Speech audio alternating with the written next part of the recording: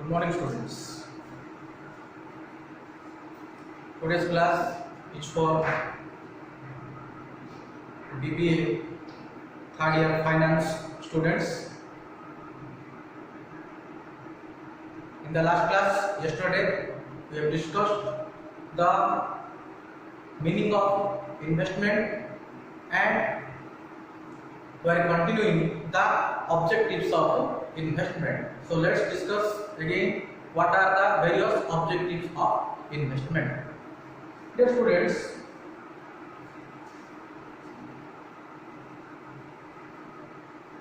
before discussing the objectives of investment, let's draw the chart again for better understanding.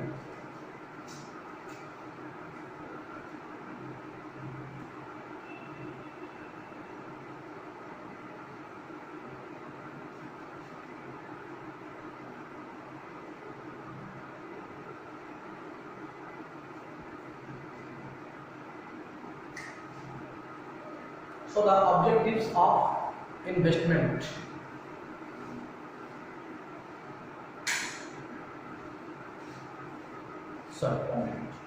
So the objectives of investment are broadly classified into two categories.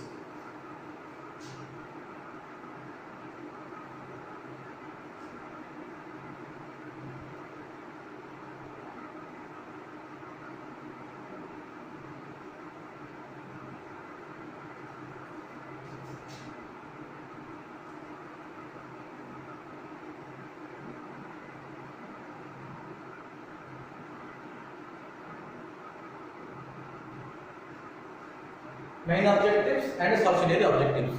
Main objectives of investment again are of two types.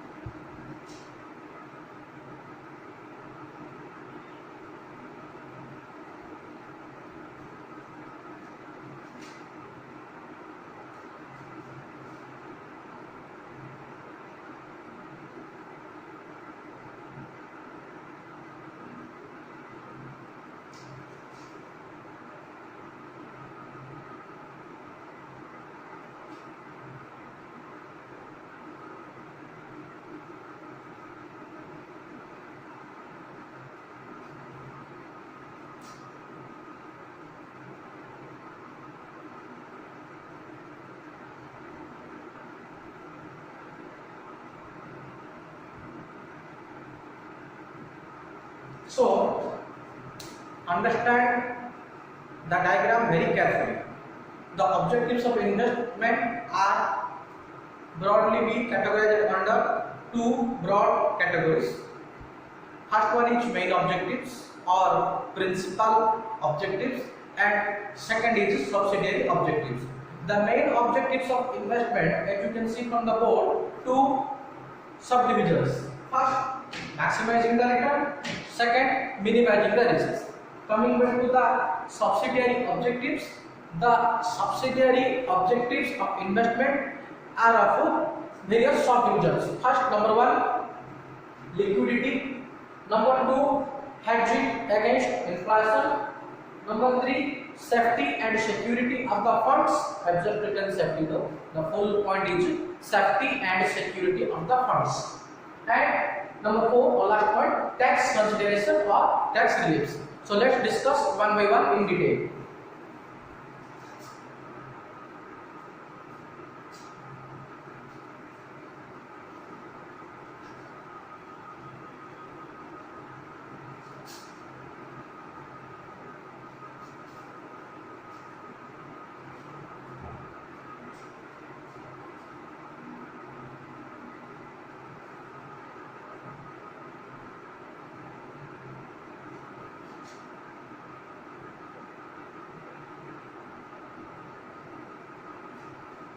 maximizing the return. The students, as I said in yesterday's class also, investments are always return oriented. What does the return means? Return means the profits. Return means the profits. Remember the last class 3 examples. Number 1 business, number 2 house and number 3 क्या था? Bank का, FD plan था. तीनों चीजों में एक चीज common था जो कि था profit. So if we take a close look on the investments, all the investments are always profit oriented. Profits are nothing but called as the returns. So the returns is nothing but the profits. Okay, students, for better understanding, investments always carries certain risk. Investment always carries certain amount of risk. Higher is the risk, higher will be the return. Lower is the risk, lower will be the return. If Mr. X, one particular investor, he have rupees 1 lakh to invest.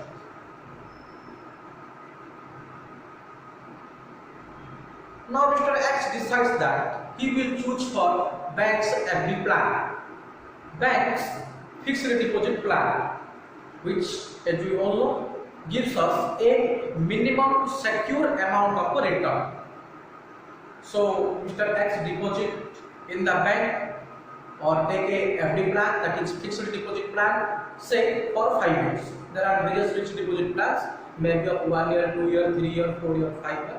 So Mr. X chooses for 5-year FD plan. So if today Mr. X will invest rupees 1 lakh in fixed deposit in any bank, so after 5 years Mr. X is going to receive definitely certain amount of assured money or assured sum which is more than rupees 1 lakh. The rate may vary from bank to bank. Suppose after 5 years Mr. X is receiving or will be receiving rupees 40,000 by way of interest in all the 5 years. So the maturity value after 5 years will be 1 lakh plus interest 40,000. 1 lakh principal जो कि invest किया था plus 40,000 interest. So the total amount equals to 1,40,000. So what you get from the example, that when Mr. X chooses the FD plan or fixed deposit plan if any nationalized bank, so after 5 years Mr. X is going to get a definitely assured or certain amount of rupees 1,40,000. Fine. Now take the example of another person, say Mr. Y. Now Mr. Y is a very smart person. He thinks that why to invest in bank's FD plans where I will get a very low rate of interest. So let's invest our money in such a way that I will going to get some extra interest or huge amount of interest. So Mr. Y chooses the investment opportunities in mutual funds. In mutual funds, you should know that mutual funds always gives higher returns, maybe starting from 7% to up to 35% return. 7% to 35% तक का return मिल सकता है mutual fund के अंदर. तो mister Y opt for mutual fund schemes. Now, mutual fund schemes are subject to market risk.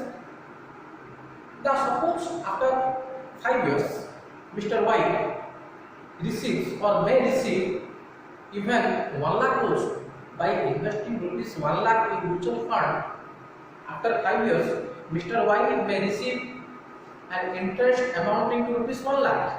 So Mr. Y receives rupees 2 lakhs after 5 years, whereas Mr. X, the first investor, receives only rupees 1,40,000. So you can see the difference. Mr. X पा रहा है 1,40,000, Mr. Y पा रहा है 2 lakhs after 5 years.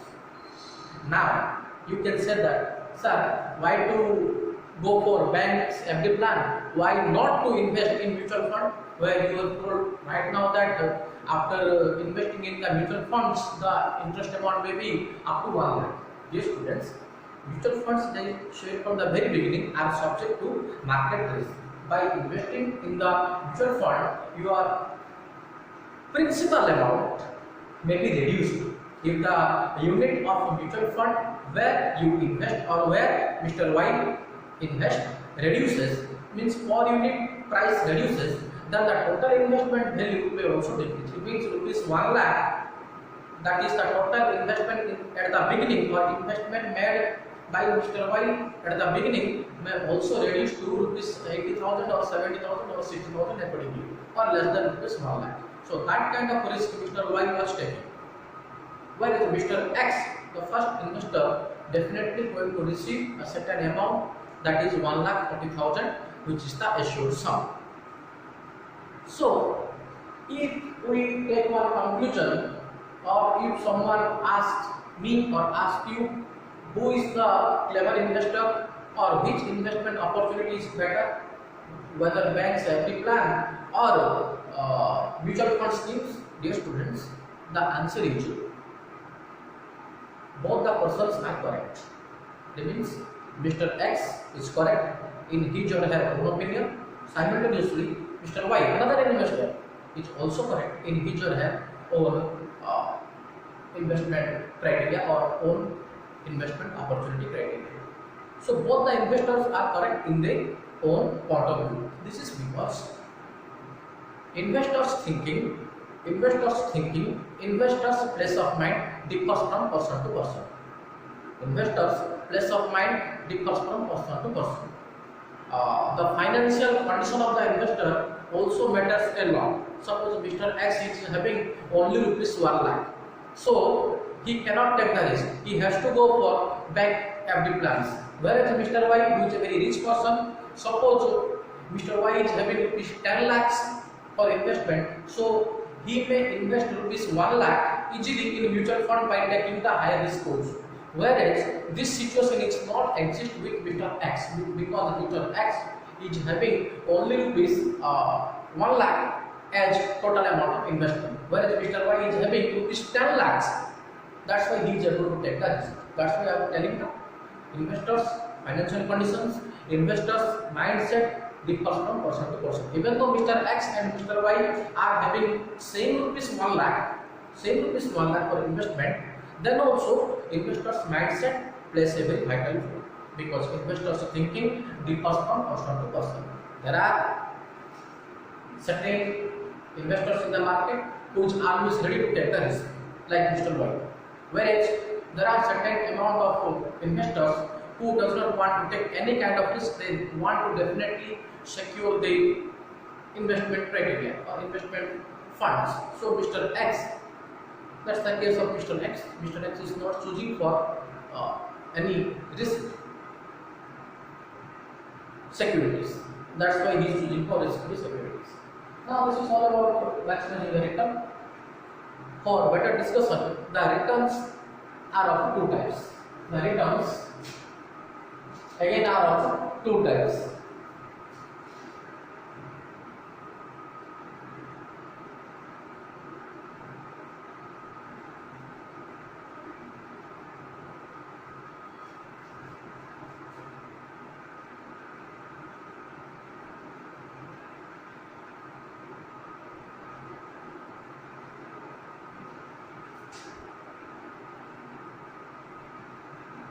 So returns may be periodic return. Return may also be capital gain. There are two ways where the investor can able to get back the return. First one is periodic return. Second one is capital gain. The periodic return. Suppose Mr. X, take the example.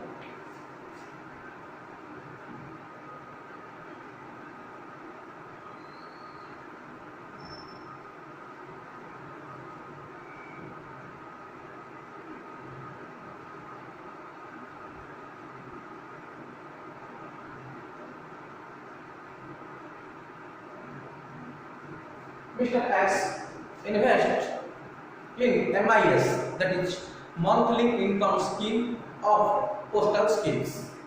Now, by investing or choosing the option of monthly income scheme, Mr. X is going to receive the return on periodic basis. Suppose, take one example for better understanding.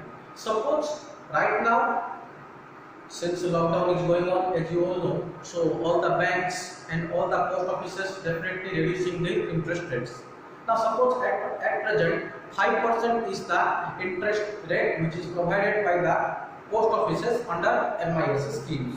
So suppose Mr. X invest rupees 1 lakh under MIS, that is monthly income scheme of postal services.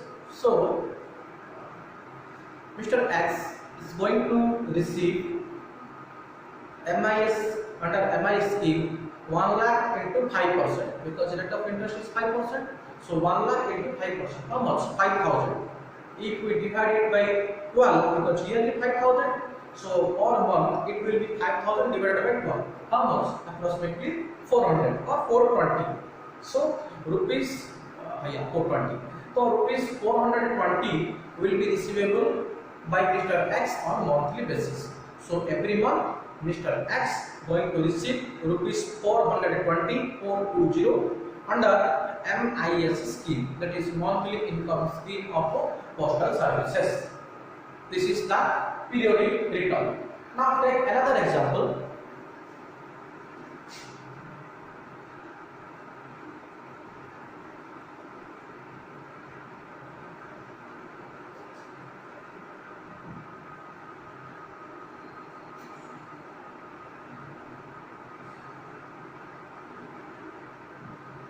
Mr. Y invest in 5-year FD plan under any nationalized bank. Mr. Y, another investor who invests the money in bank's FD plan, that is fixed deposit plan. So Mr. Y will going to receive the money. Suppose Mr. Y invest rupees 1 lakh and 40,000 is the interest, total amount of interest after 5 years.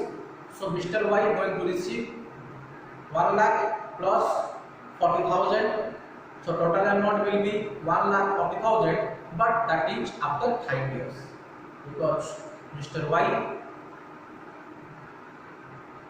is choosing the investment opportunity of bank's FD plan. So Mr. Y is going to receive 5 years FD scheme.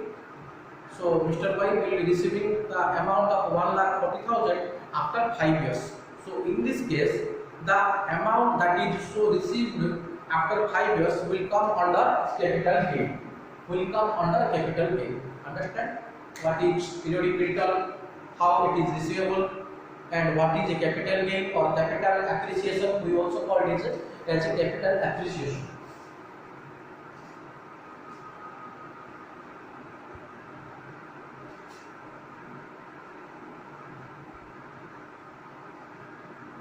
So capital gain, capital appreciation, these all things are there under maximizing the return.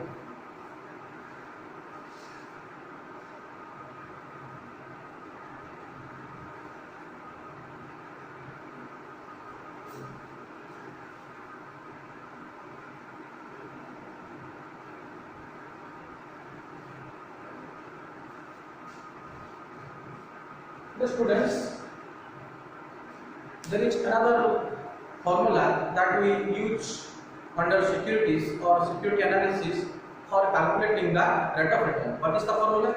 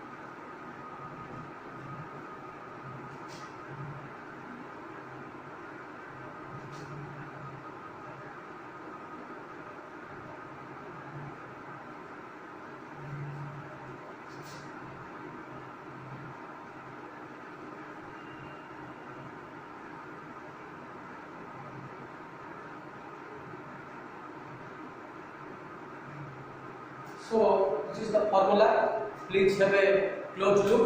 Rate of return equal to, I am telling or understanding the each concept.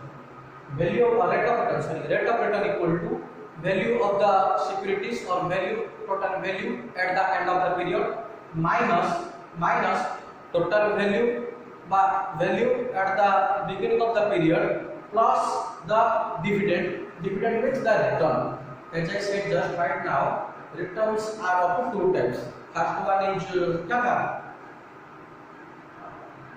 Return का पहला category क्या था? अभी हम लोगों को समझा है periodic return, or it may be capital gain. So that return will come under the dividend or the income that we get after making the investment. So plus dividend whole divided by value at the beginning into whole into 100. This is the formula for calculating the rate of return.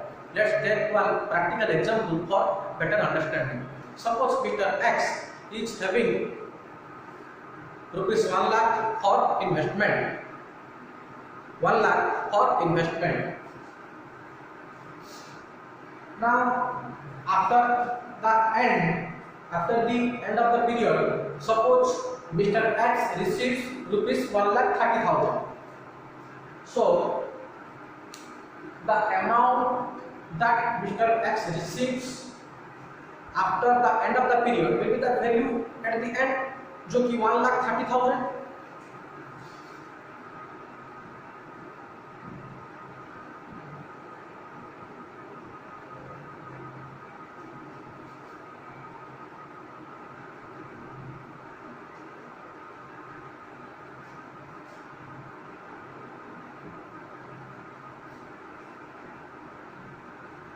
So that comes, suppose 15,000 को return में बता रहा है, so that comes 30,000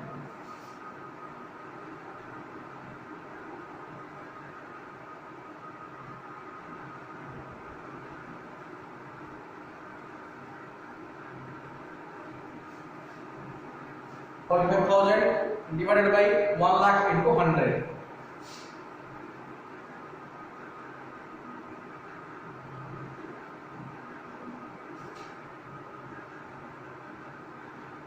That comes to 45%. Plus calculate here. 1,30,000 minus 1 lakh equal to 30,000 plus 15,000. 30,000 plus 15,000 equals to 45,000 divided by 1 lakh value at the beginning into 100. 45,000 divided by 1 lakh into 100 equals to 45%. So 45% is the rate of return for Mr. X. In this way, we calculate the rate of return. Okay, अब second objective के तरफ जाएंगे.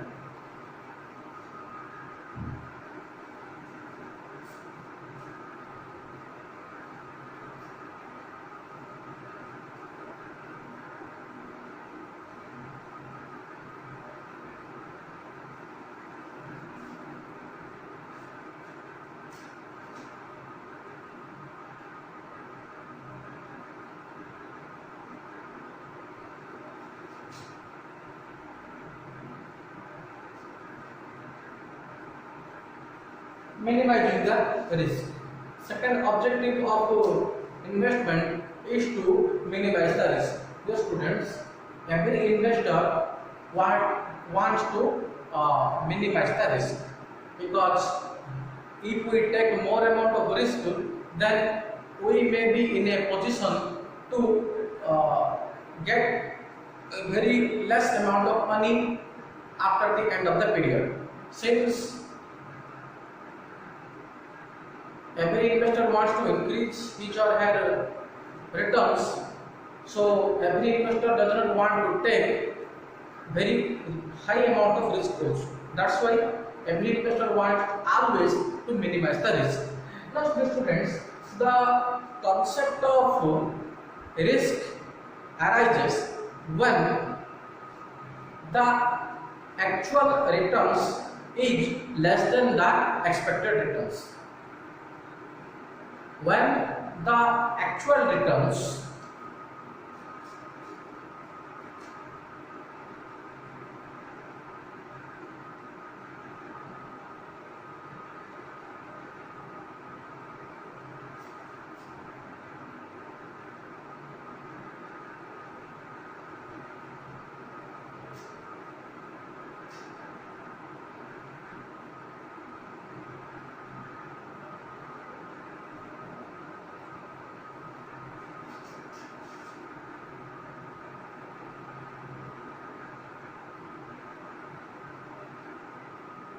then the concept of risk arises.